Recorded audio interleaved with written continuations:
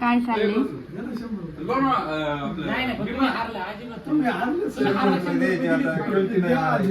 हे पाहू शकता तुम्ही मंडळी.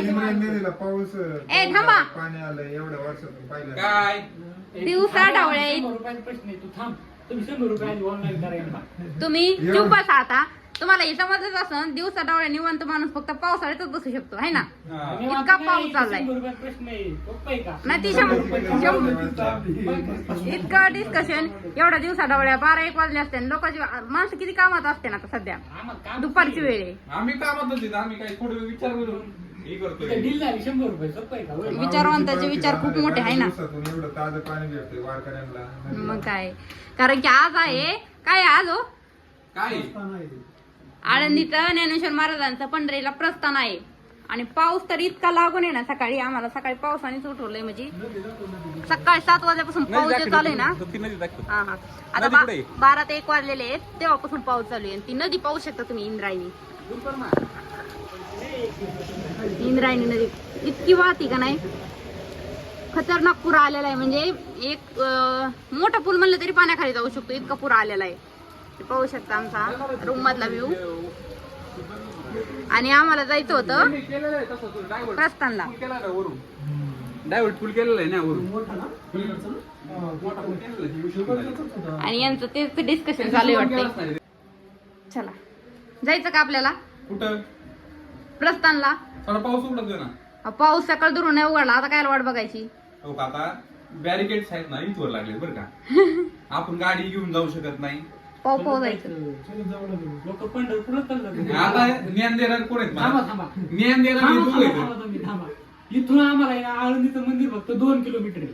आणि या माणसाला अजून किती जर तुम्ही गेलेले आळंदीला मी परवा दिवशीच गेलोय. का परवा गेले तुम्ही काय ते आपण कुठे गेलो एनर्जी मोडवर असतोय. का गेले 2 लोक एवढे लांब अख्ख्या महाराष्ट्रातून लोक आज आले तिथं की महाराजांचं दर्शन घ्यायला. त्यांना दर्शन करून देणं गरजेचं आहे पावसाचं आपलं. कारण आहे की लोक येडीत काही पावसात यायला एवढं लांब. आपण त्यांना जागा मोकळी करून दिली माहित का नाही का. आपण देऊ खाली रस्त्यात जाऊन उभा राहायचं. थांबा घरी, आम्ही थांबतो घरी. या पाया पडून आपण गर्दी नाही केली पाहिजे. बरोबर आहे ना. पाय पाय केलं पाहिजे. आपल्या वाट्याला देव जरूर काही एखादी चिकन पार्टी असती तुम्ही मानला असतात का? आता याची चुकी ए. मानले असतात का? तसलं काय बोलायचं नाही.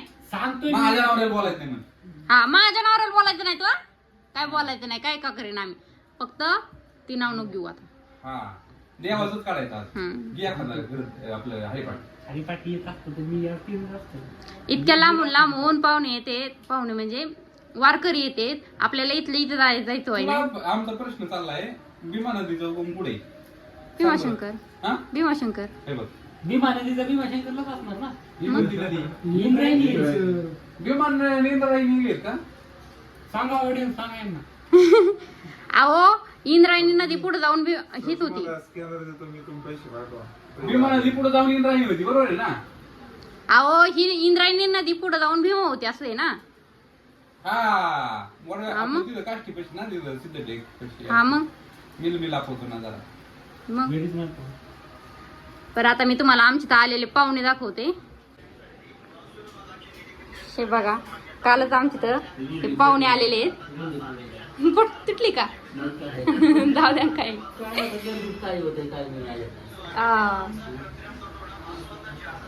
हे 3 पाहुणे आलेले आहेत. रात्री चालते त्यांचं जेवण खाना सगळं झालं. आणि आता ते निघाले होते सकाळी. रात्री मला काय सांगितलं होतं 7 वाजता आम्ही इथून हलणार आहेत. कुठं?